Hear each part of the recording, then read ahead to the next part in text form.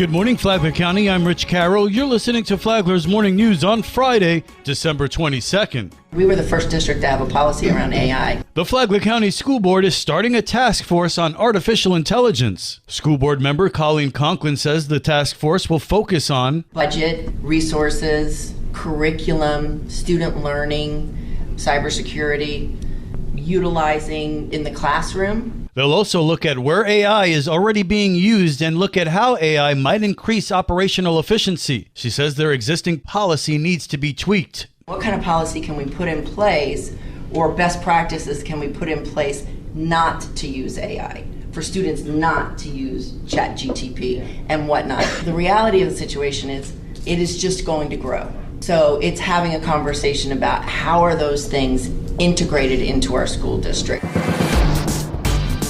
This local news is a service of Flagler County's Toyota dealer, Beaver Toyota US 1 St. Augustine, here to wow you. Two teens picked the wrong house to try to burglarize. Bunnell police say two teens attempted to burglarize a vehicle in the driveway of a home that belonged to an off-duty police officer in the Grand Reserve subdivision. Bunnell Police Chief David Brannon says the officer spotted the duo on his Ring doorbell camera. Two subjects crouching down around a car in their driveway. The husband happens to be an off-duty law enforcement officer, and he then goes outside to confront them. As they briskly started to walk away from his cars, they then began running down the street. Bunnell Police and Flagler County Sheriff's deputies descended on the area and located the 16 and 17-year-old boys running in between homes about a block away from the initial crime scene. Brannon called the attempted burglary brazen. There was even a marked patrol vehicle outside of the residence, and they still attempted to break in anyway. One of these subjects later told our officer that they were trying to find something of value so that they could get their broken cell phone replaced or repaired. And even the marked police car wasn't enough to deter them from avoiding the area. Both faced 3 counts of burglary and were released to their parents. For Flagler's Morning News, I'm Amy Cherry. Flagler County is getting a new training building for first responders. I'm very enthusiastic about this investment these facilities represent to be able to train alongside Flagler County's emergency management and first responder professionals. Colonel Mark Beam, the executive director of the State Guard. For the last 3 years, Flagler County Sheriff Rick Staley worked with the Florida Speaker of the House, Governor Ron DeSantis' office, and the Florida State Guard to secure the $10 million funding and locate the Joint Regional Training Center in Flagler County. I think that just as the recent storm preparation showed, and with any of our storm preparations as evidenced over the past couple of years, the opportunity for our State Guard soldiers to train alongside, learn with, and integrate with emergency management professionals, with public safety professionals, that should the need arise for an emergency, to be able to operate together starts first with the seeds of training together. The training complex will include offices and classroom space, a tactical firearms range, a tactical training house,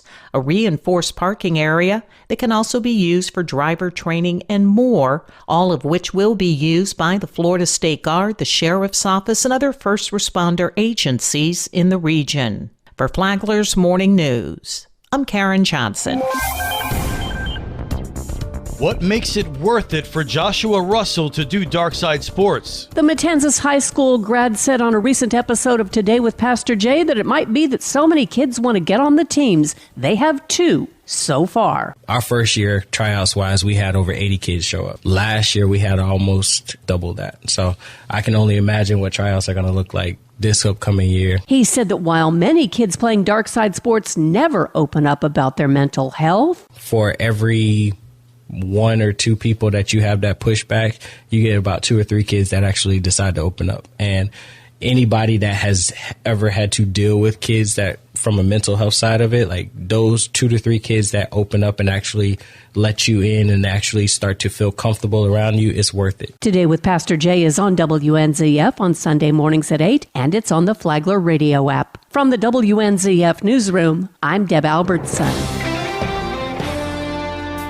The weekend is here and there's plenty of family fun to be had in Flagler County. This is Stacy with Fun for Augie Kids. Did you hear that Santa is in town tonight? Stop by Veterans Park for a visit and be sure to let Santa know all you want for Christmas. Join the Flagler County Public Library for a STEAM Saturday. Each week is a different STEAM activity featuring science, technology, engineering, art, or math. There is no registration required, and this event is open for children of all ages. Flagler Strong is presenting a golf cart parade held at the Santa Maria del Mar Catholic Church. Come out and show off your creative decorating skills for a great cause. Grab friends, family, and neighbors and join in this fun-filled event which will benefit Christmas come true. For more on these events and others, please visit us on our website at AugieKids.com. Have a great weekend. And now you're up to date on Flagler's Morning News. I'm Rich Carroll. And now, Mike Licio with your WNZF local sports update. Rich Carroll and I were at the Anderson Gym for the WNZF Game of the Week Wednesday night as FPC hosted Atlantic. The Bulldogs started quickly. Royal driving the baseline, fires it out to Clark for three. Bang! And the first tray of the night for FPC, and they're up 8-1. Clark scored 7 of his 26 points in the first quarter. Bulldog coach Mike Talley. He's really stepping up for us this year, and I hope he can continue to do that throughout the rest of the season. Sharks rallied back to end the quarter down 19-16. The defense clamped down in the second, each team allowing just 10. And it's stolen by Lang. He's had a few of those here in the first half.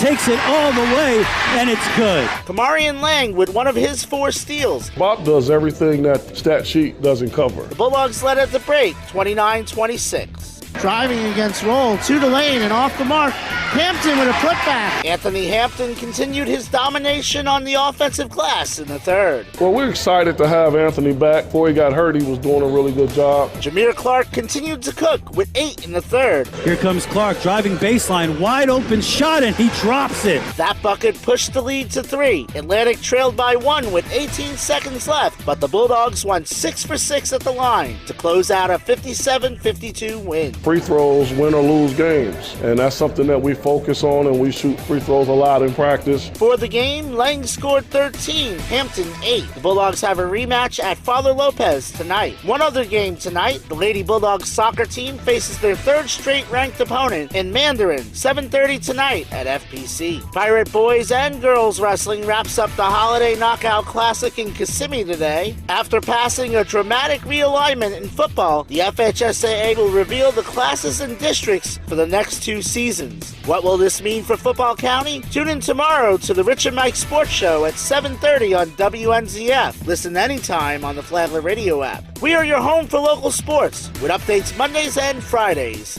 You can hear me Tuesday after the holiday. From the WNZF Sports Desk, Merry Christmas. I'm Mike Licio.